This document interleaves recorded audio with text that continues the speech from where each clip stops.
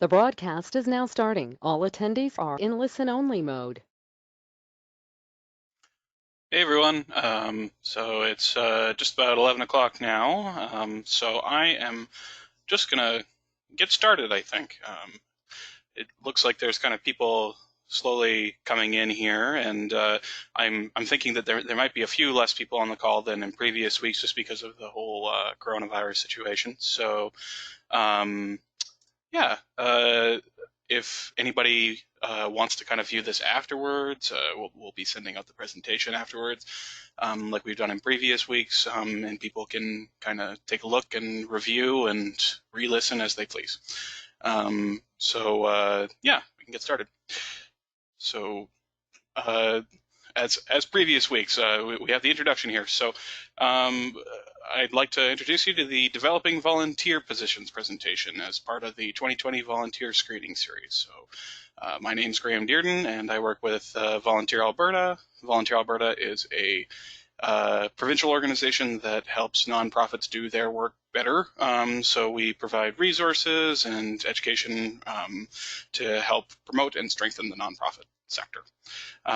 This series is presented as a part of the Volunteer Screening Series. So the Volunteer Screening Series is presented by the Volunteer Screening Program. So VSP is a collection of different educational and funding opportunities to help organizations develop their volunteer screening capacity. When we say volunteer screening, or just screening in general, we're, again, very broadly describing the process of defining the relationship between volunteers and an organization. So screening is a big topic, and it encompasses a lot of smaller subtopics, such as the one we're covering today. But all of these topics collectively aim to improve the quality and the safety of the programs and services in our communities. So knowing what we mean by screening, Volunteer Alberta provides educational resources and tools designed to help nonprofit organizations improve their volunteer screening processes and procedures. We administer a vulnerable sector check fee waiver for volunteers in many municipalities throughout Alberta. We provide micro grants known as the Volunteer Screening Development Grants to help organizations cover their costs associated with developing unique volunteer screening processes and procedures. And all of this work is made possible through the generous funding of the Government of Alberta. We'd also really like to thank Volunteer Canada. They've provided a lot of support and expertise on the way here, and their screening knowledge is vast. So the screening handbook presented by Volunteer Canada and Public Safety Canada, we crib from pretty regularly. So if you want to take a look at that, it should be readily available on their website. So go take a look. And lastly, Volunteer Alberta, we don't provide legal advice. I have to state that many, many times throughout each presentation. This webinar and our resources are going to provide some useful general information, but you shouldn't be. You should bring any of your concerns specific to your organization that are of a legal nature to a legal professional. And just as a few kind of general housekeeping things, I'm going to be taking questions at the end. So if you have any questions along the way, there should be a question pane in your webinar panel where you can type in questions. So we'll take a look at the end. And then there's also a hands up feature in your webinar pane. So if you go into the webinar pane, there should be a button where you can raise your hand. And when you do that, I'll be able to see it. And during the discussion period, I'll use that to selectively unmute people so we can have a little bit of a conversation. So if you have anything that you kind of want to talk about in terms of content, wait until the end. And if you're having any technical issues, anything that isn't quite working properly, we also have Victoria Schindler on the line. So in the chat, there should be a message about contacting her with her email if you're having any technical issues. So you can email vschindler@volunteeralberta.ab.ca. All right, so without further ado, volunteer positions. So The third webinar in our screening series focuses on volunteer positions and how to develop them. This is a common topic that we often receive questions about, especially as it relates to an organization's volunteer recruitment efforts. As we go through this presentation, we're going to address volunteer recruitment trends and how to develop mutually beneficial position descriptions that support volunteers in feeling valued and engaged in your organizations. To clarify, when we're talking about a volunteer position or a volunteer role, we're talking about the document that clearly sets out the responsibilities, expectations, skills, and abilities required to perform the volunteer position successfully. Developing volunteer positions is an important part of the screening process, and it plays a key role in supporting the entire 10-step process. So we talked about previously the screening handbook from Volunteer Canada, and it's very much propped up by this 10 steps to screening, and creating volunteer positions is key to the 10 steps to screening. So the volunteer description, or the position description, it creates a framework for recruitment efforts, and it's going to inform all the different aspects of your organization's process. So the pre-hiring, hiring, and onboarding will all be informed by your various volunteer position descriptions. When volunteer descriptions are well-crafted, informative, and engaged, they become an organization's best asset to recruit and retain great volunteers. In many cases, a position description is the first thing a volunteer sees when they begin to engage with an organization. The position may be posted on a volunteer recruitment platform, it may be shared on social media, or it might be housed on a Get Involved webpage. However the volunteer finds the position, it sets the tone for recruitment, it encourages prospective volunteers to apply, and it helps organizations find the best fit for the role. It also supports volunteers in understanding the hiring process and the ultimate role that they're going to play within the organization.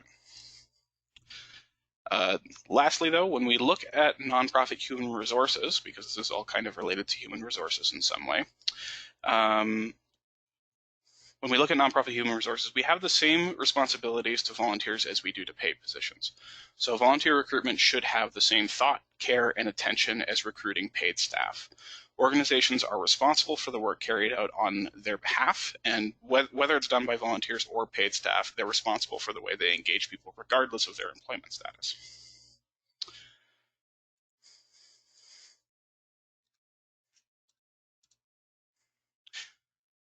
Now, with some of that introductory work out of the way, I just wanted to start by getting right into the meat of things.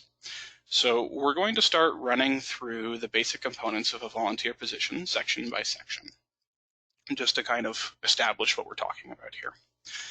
So the first place to start in a volunteer position, and this is kind of just generally running over the different components of a position. It doesn't necessarily mean that your position description has to have all of these different headings, but these are the things that kind of should be included within a position. So the first place to start is by identifying your mission and your vision. Now, obviously, this isn't something you're going to be developing for a volunteer position. It should be something that every nonprofit organization already has.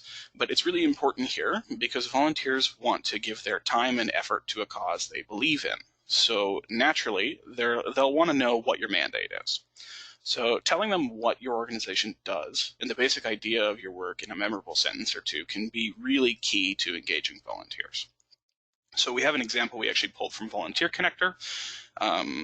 So Volunteer Connector is a platform that kind of helps organizations and volunteers connect with each other. I'm sure a lot of people on the call do know about it already, but the example we have is from CNIB. So CNIB passionately provides community-based support, knowledge, and a national voice to ensure Canadians who are blind or partially sighted have the confidence, skills, and opportunities to fully participate in life.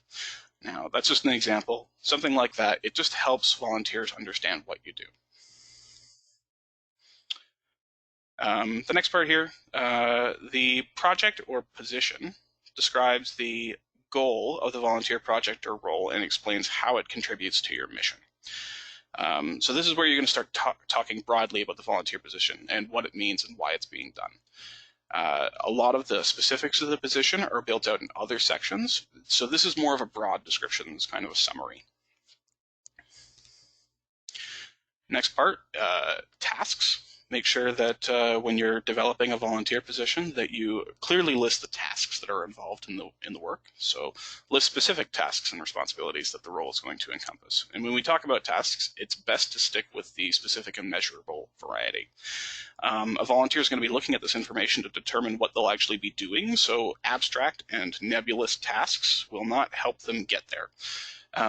For example, a specific and measurable task might be the volunteer is going to assist with cleanup at X fundraiser from 8 to 9 p.m. But an abstract task might be the volunteer will learn about the tasks associated with a fundraising operation. Just volunteers kind of want to be able to look at this stuff and understand kind of what they're going to be doing from the get-go. I'm just seeing a question here asking about no volume. Are people having trouble hearing me?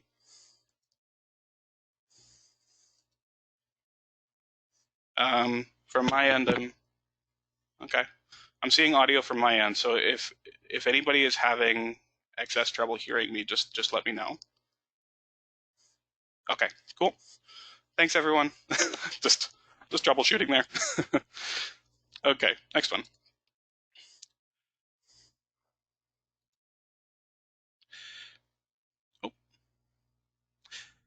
There we go. So the next thing to include within a volunteer position is going to be skills. So skills, they can include the hard variety of skills, like writing or website development, but they can also be soft skills like customer service and communication. But just be sure to distinguish what skills are required for the position and what are simply nice to have. So this is when we start really making it kind of feel like a job description almost. So yeah, like, oh, sorry, now I'm just getting kind of a flood of questions within the question pane. Sorry about that, everyone. Yeah, so just ensure that you include skills. Volunteer Alberta also has a tool that we have developed a little while ago, kind of an activity called the window of work. So to help to determine what's actually required for a position or what might be a nice to have, VA has this tool that members work with on a pretty regular basis called the window of work. It's a simple grid to help identify what a person might want out of their work. So we've attached to this presentation, so you should definitely just take a look at that. There's a handouts pane in the webinar here that you can kind of download files from, and we'll also send it out in the follow-up email. So if you want to get some help developing skills, then check that out. The next one here is the setting. So the setting is going to describe where the volunteer will be volunteering. So it could be outdoors or your main office or off-site or out in the community. But it's also going to highlight who the volunteer will be working with. So the clients or the people that they're engaging with when they're serving when they're volunteering. So something like this might read like the volunteer will be working outside in a public setting with numerous other volunteers and program participants. So this is outlining where they are and who they're working with.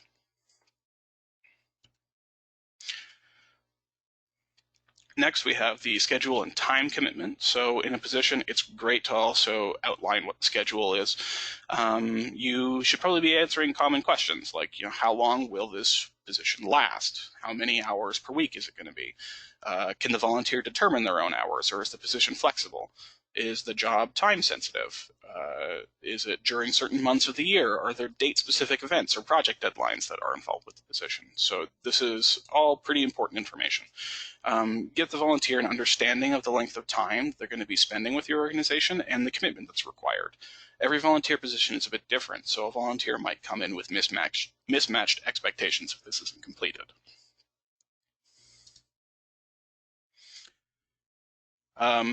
Training and supervision is the next one. So training and supervision are a great way to highlight who the volunteer reports to and the type of feedback they can expect within the role. Well, this section is most often not included in the public posting. It's great to include in your internal documents as a reference for other policies and processes and procedures. So just outlining a clear reporting structure and a training structure for volunteers is good to start with when you're developing a position. And lastly, we also have describe describe upfront any required background checks or screening tests for the volunteers. So by highlighting what a volunteer can expect from the screening process at the beginning, you set clear expectations and timelines for when the volunteer will officially start, what the recruitment process entails, and it opens a door for conversation about any obstacles or challenges that the volunteer might have with the screening process.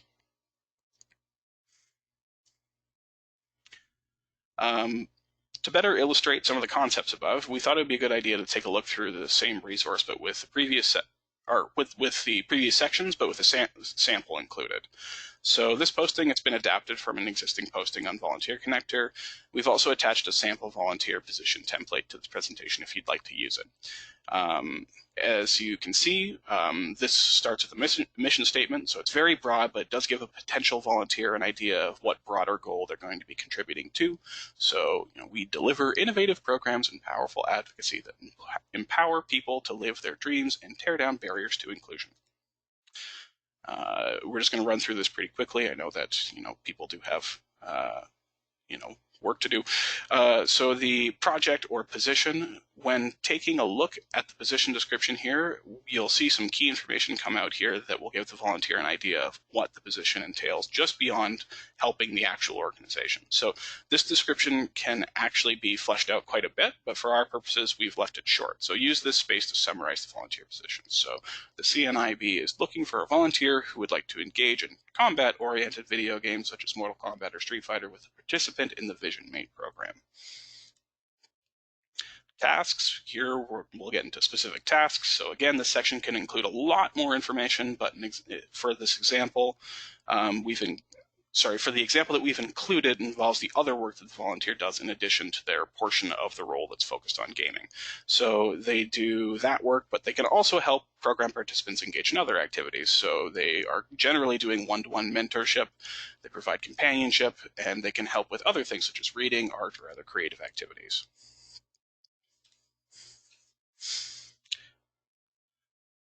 Now, just a second.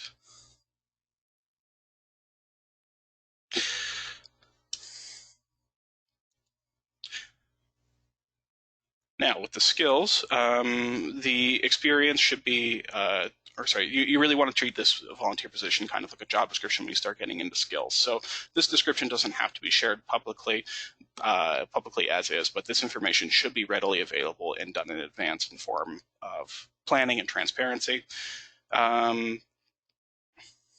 Sorry, everyone. I'm just a little bit confused here because the setup that I have for presenting is a little bit different just because our office is kind of, a little bit different with working from home and everything. I had to set up on a different computer, so I'm just checking through any of these questions that I'm getting here about technical issues, just making sure that things haven't kind of gone completely awry for a couple people. So seems like most people are all right here, as far as I can tell. Sorry about that.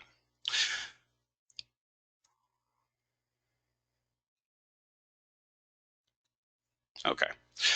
Sorry, let's just get back on track here. So for the settings here, as you can see, the setting in this sample is laid out pretty clearly. So there's going to be one-on-one at a program space or in a community space like a local library. So volunteers looking at volunteer positions might just assume that the volunteer work has to be done at the organization's physical space, but as many people know, that's not always true.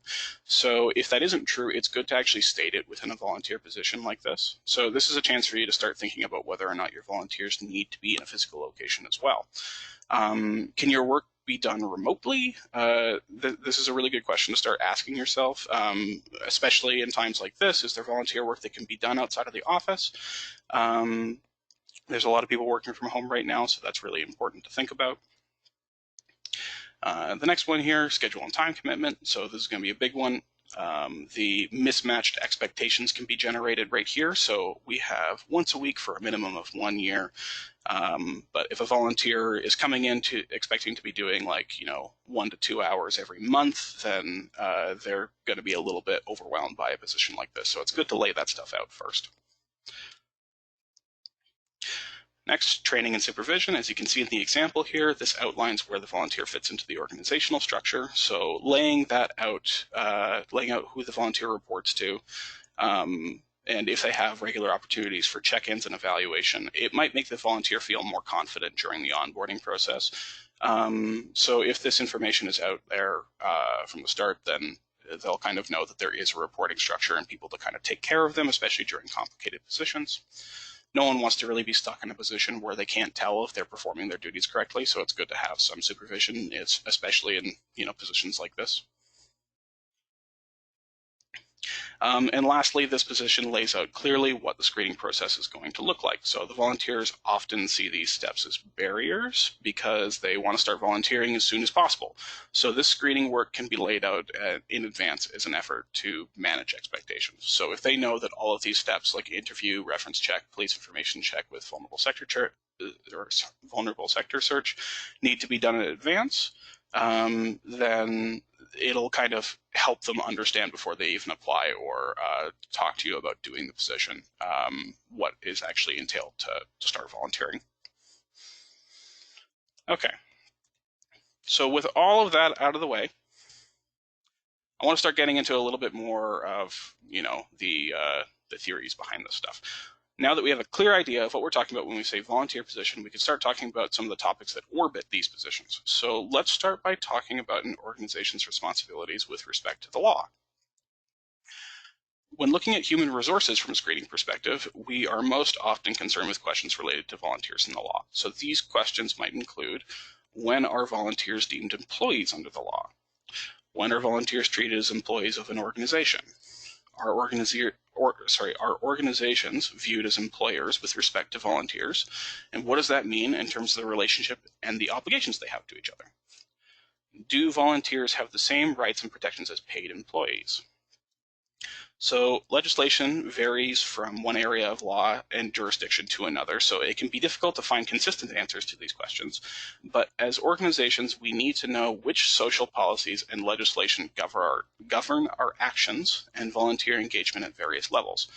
So the federal, provincial, and municipal and organizational laws and bylaws do kind of govern HR policy. So this slide highlights some of the key areas for consideration when looking at the provincial and national context. As I've mentioned many times throughout this, we don't provide legal advice, but we can provide some useful information. So, are volunteers considered employees? That's a big question. According to occupational health and safety legislation, the answer is yes. While volunteers have always been considered workers under occupational health and safety, the government of Alberta updated the legislation in 2018 to clarify the definition of worker, and it included students, both practicum and interns. Volunteers and students that perform or supply services for no monetary compensation or as part of their learning activities have all the rights and obligations of workers as described by Alberta's OHS regulations and code. And organizations which employ volunteers or students are subject to all the employer obligations under OHS regulations. For more information, we provided a PDF from the government of Alberta. It's in the handouts pane as well. And that goes a little bit more in depth. But the short answer is, according to OHS, yes, they are considered employees. But when looking at human resources and volunteers, there's a multitude of different policies that can impact your hiring, screening, and recruitment efforts. Provincially and nationally, there are some common policies and legislations we should consider as part of human resources. So human rights legislation and information and privacy legislation are the two big ones.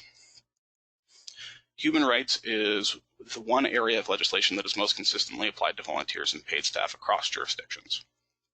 Simply put, this legislation prohibits discrimination on the basis of a number of factors such as age, sex, religion, gender, culture, disability, sexual orientation, or record of offenses. Volunteering is seen as a public service as well as employment. So when it comes to human rights, volunteers have the same rights as paid staff. As for many organizations, respecting privacy is the law as well. So the mishandling of personal information can also lead to serious consequences for organizations and the individuals that are involved with them. Good privacy practices are a key part of accountability and risk management in a nonprofit organization. To help you manage the information you collect and create during the screening processes, there are 3 different types of legislation that exist in Alberta: the Freedom of Information and Protection Act, the Personal Information Protection Act, and the Health Information Act. So that's FOIP, PIPA, and the Health Information Act. Most nonprofits are governed by PIPA, but you may be subject to other legislation if you have contracts or programs in partnership with the government of Alberta or your municipal government or Alberta Health. Lastly, though, organizations also have legal responsibility. So when we consider the legal responsibilities of an organization, we're thinking largely about the board. So once elected, a board of directors assumes responsibility for the affairs of the organization. Together, nonprofit directors or boards and directors owe a duty of care, as we've talked about in previous presentations, and they are accountable to program participants. Along with volunteers and other board members, staff, members of the organization, and the general public. They all have a duty of care towards those people. For more information on general organizational responsibilities, we've also included this publication that Volunteer Alberta has. It's entitled Volunteers and the Law in Alberta. As a disclaimer, it is from 2003, so it's quite dated at this point, but there's still a lot of really valuable information there, especially around organizational responsibility. So it's attached to this presentation. Please give it a download if you're interested.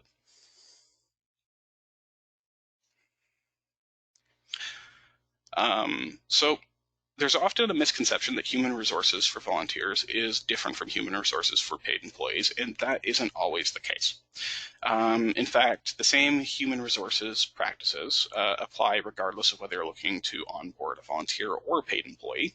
In both cases, you're looking for the right fit with the organization, the role, and ensuring that you've matched the person with a fulfilling position based on their skills, interests, and abilities. Next thing to consider, though, is how often to update their job description. So we're talking about, volunteers and employees as being kind of similar. So for employees, it's pretty regular to be updating job descriptions, and we should be thinking about the same thing when we're thinking about volunteer positions. So when do you update them? And this depends a bit, but there's a couple of rules of thumb that we know of. So when there's been significant updates to the scope or the duties of the position, or when there's been significant changes to the program or the organization, that's a good time to change volunteer positions. As another general rule of thumb, we recommend updating position descriptions once a year. So this provides an opportunity to check in with current volunteers and learn about the position from somebody who is actively doing the work. They can tell you what skills or abilities are required when you're talking to them, what they enjoy about it, what they would say to other people about the position, or even what they recommend as potential changes to the structure of the position. So using that feedback loop to update your volunteer positions on a regular basis is a great idea. But lastly, we also recommend considering the current trends that are impacting volunteers and how those trends can impact or foster engagement. So from our partners at Propel Us and Volunteer Canada, we get a lot of really interesting data. So we're going to look through those kind of trends that are impacting volunteerism based on that data in this slide here. As I'm sure many are aware, people volunteer differently now than they did 50 years ago or 25 years ago, or, well, even 5 years ago. The world's increasingly mobile and interconnected, and we have 1,000,001 different things that are competing for our attention at any given time. So this has changed how we engage as volunteers and as organizations. From a recent study that was conducted by Propel Us through Volunteer Connector, we know that volunteers are interested in opportunities that are results-driven. They want to know exactly what impact they have in their community and how their role will support their mission, or the mission of the organization. Volunteers are interested in project-based, episodic, or short-term opportunities. So volunteers aren't always super interested in these lifetime commitment type of volunteer opportunities. They might be happier helping for just a little while rather than forever.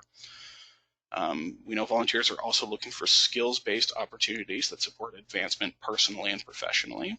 So sometimes it is a little uncomfortable to talk about personal or professional benefits from volunteering, because volunteers can think that the expectation is that they're doing it entirely selflessly. But it can be helpful when developing volunteer positions to be upfront about what the volunteer wants to gain from volunteering. It just helps clarify intentions and plan activities based on those intentions.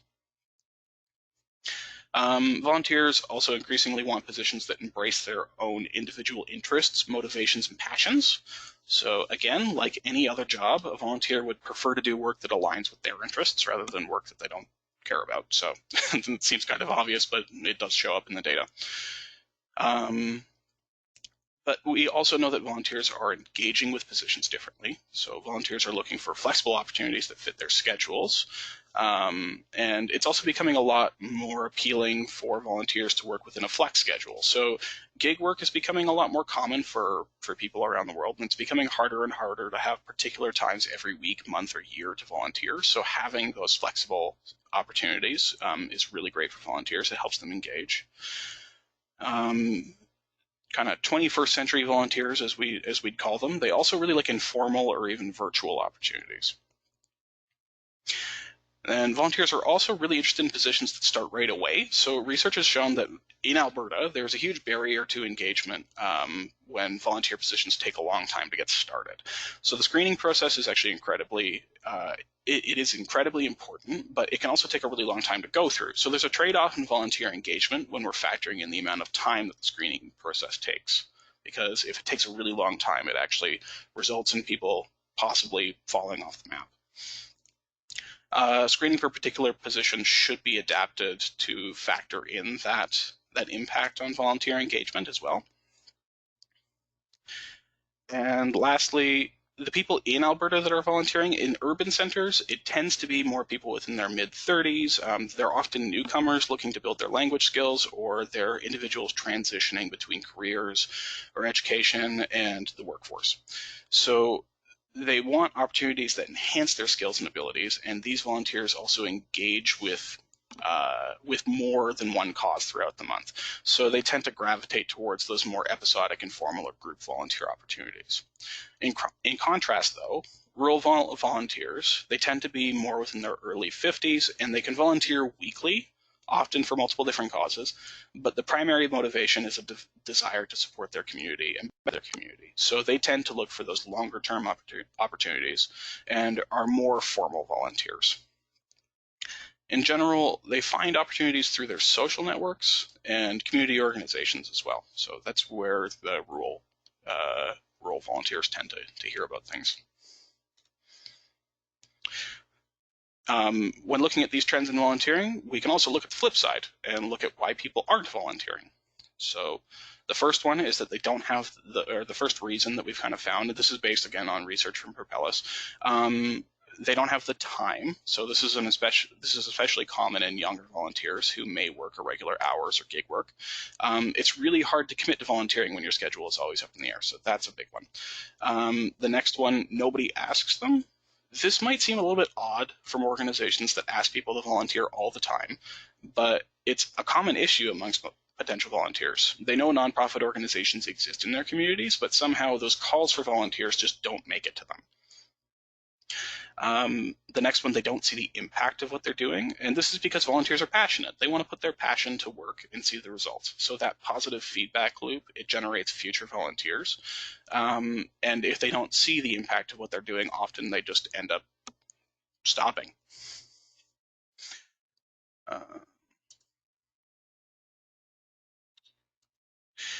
Then the next one here, we don't know, they don't know where to go to find meaningful volunteer opportunities. So people often just don't know where to start. They want to volunteer, but when deciding who they want to volunteer with, that becomes kind of a more complicated question. They don't know where to go, they don't know who to talk to, they just don't know how to get the whole process started.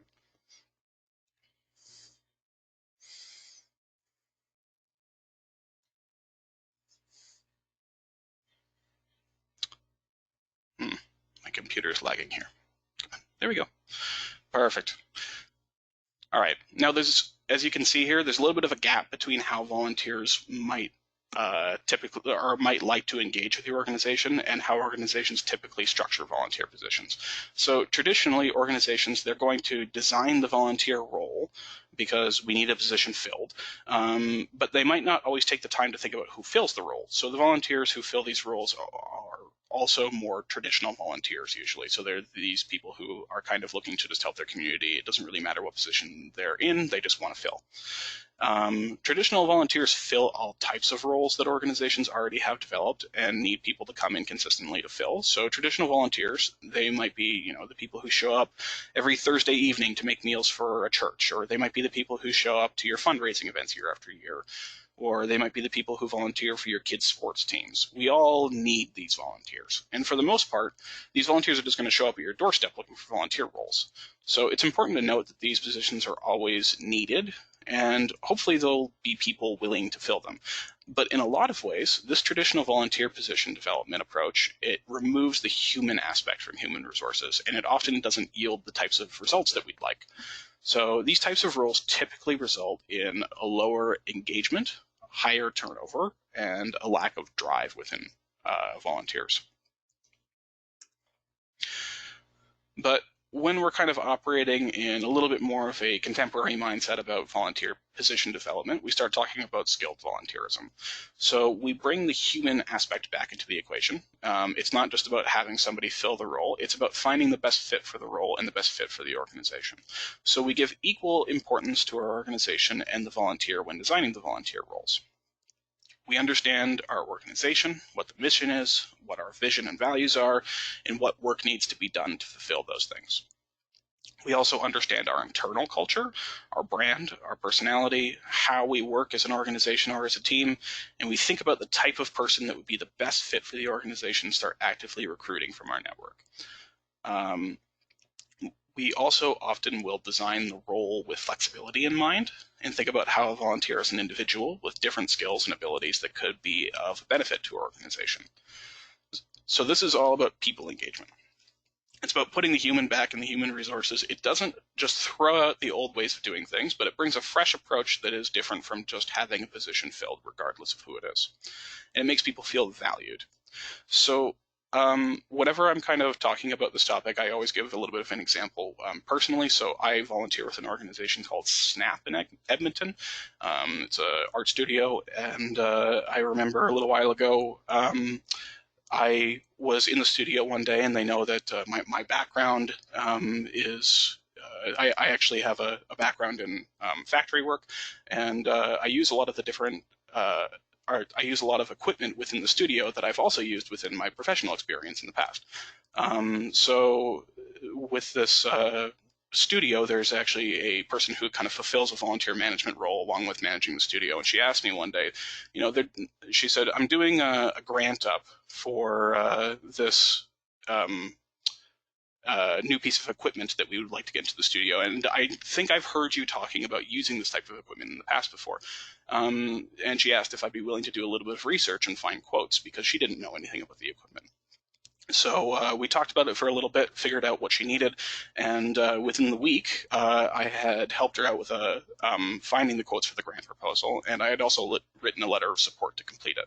So this is kind of what we're talking about with skilled volunteerism. I think it's a really good example, just because these are positions that are kind of born based on discussions with the organization and the volunteer, and then they're filled for kind of flexible periods of time depending on what's actually needed. So this is kind of what we're talking about with skilled volunteerism.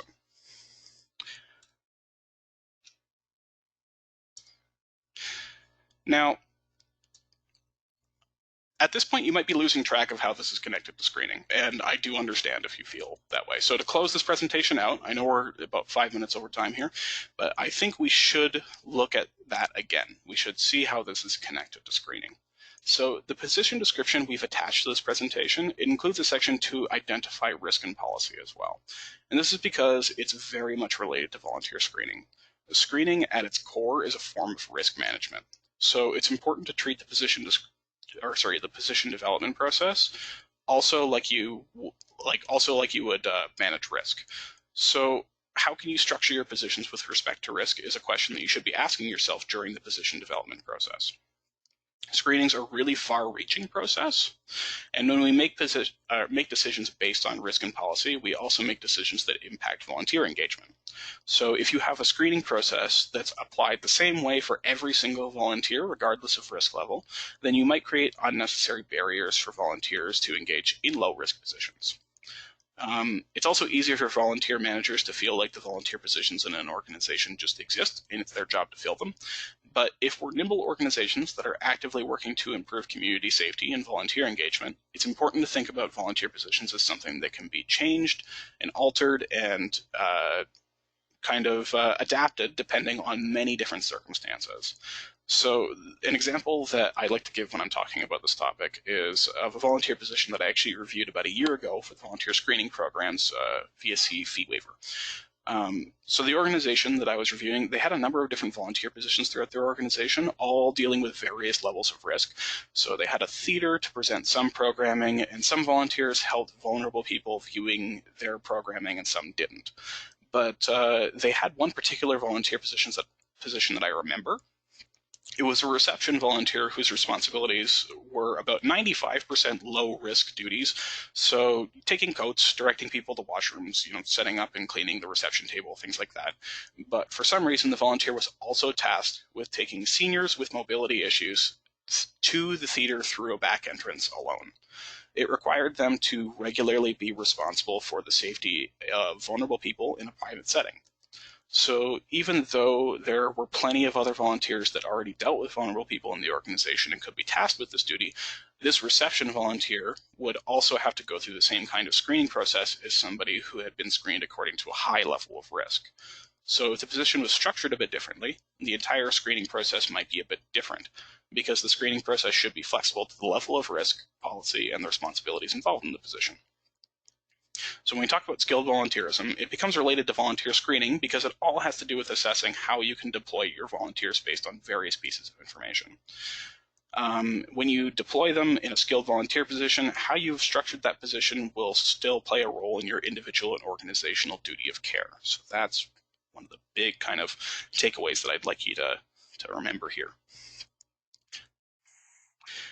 And that's kind of the end of the content portion of the presentation here. So sorry about some of the technical bumps throughout the presentation there. I hope you all understand. It's been a little bit weird getting tech to work when we've been kind of going back and forth between the office and home, but I'm going to start taking some questions here.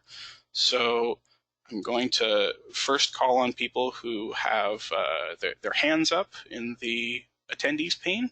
So if you want to ask a question and be unmuted and chat for a second, feel free to use the hands up feature.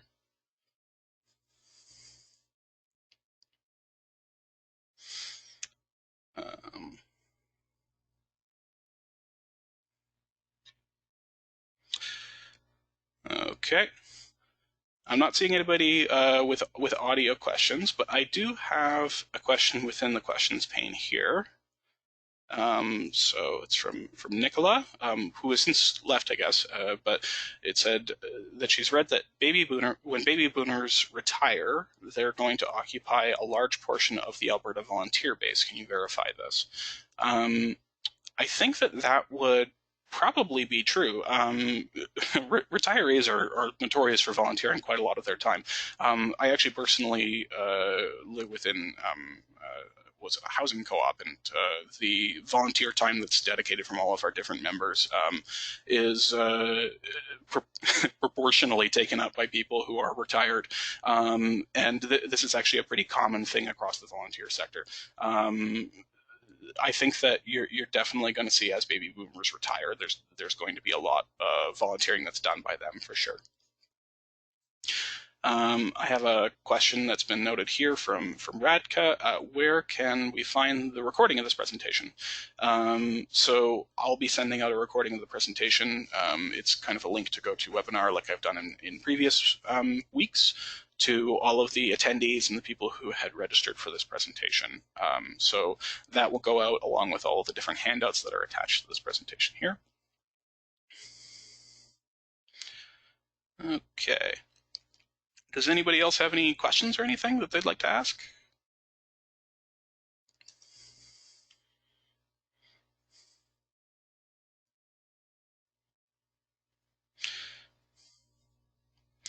Oh, I have one from Jessica here. Should volunteers sign waivers like the athletes do?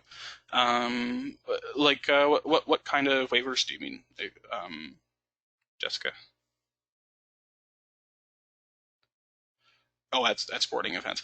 I think it kind of depends on the organization, and it also depends on what the volunteer is going to be doing. So, if the volunteer is, like actually working with the athletes directly, then they might helping train kids. Oh, so we're talking about more of a coach position.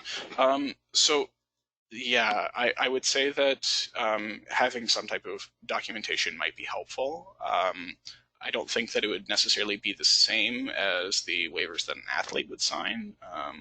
But again, I can't really speak to it as I'm not actually part of a sports organization. I think that it would kind of depend on your organization's specific risk management policies. Um, I know that coaches generally they are at a pretty high level of risk because they are interacting with kids in a high degree of with a high degree of trust and authority, and they're also going to generally they might be unsupervised pretty regularly. So I think that would be uh, a time in which you'd probably want to have some documentation, whether it's a police information check or a vulnerable sector check, but I can't speak exactly for your organization. So, um, were you at the was it developing risk and managing, or sorry, developing policy and managing risk presentation a couple weeks ago, Jessica? No, okay. I can actually send that along to you if you'd like. I think that I can't remember if you had registered for everything, but if not, I can at least give you some of the highlights from the presentation. Yeah, I can send that out after the presentation here. So. Oh, okay. Only 2 classes. Okay. Well, I'll connect with you after this, and I'll see if there's any more information that I can provide, Jessica.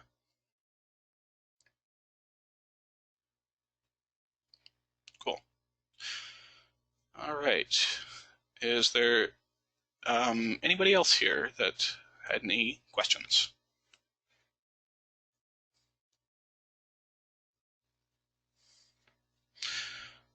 Okay.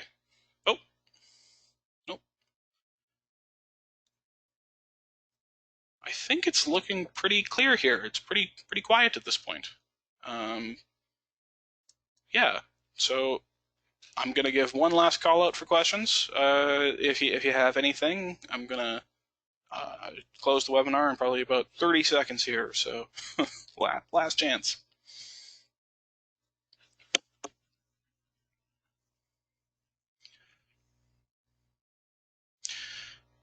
Okay.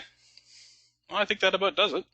So thanks, everyone. I really appreciate you coming out here. So if you have any questions or anything like that after this presentation, things that you don't want or that come to mind afterwards, feel free to send them my way or send them to Victoria. We're both happy to help. And yeah, the next presentation is going to be in a couple weeks here, and it will be on where to find volunteers. So that one will be done in combination with Propellus. So that'll be kind of a fun one. They'll be giving a little bit of a run through of Volunteer Connector and the various different methods that you might use to find volunteers. So that'll be cool.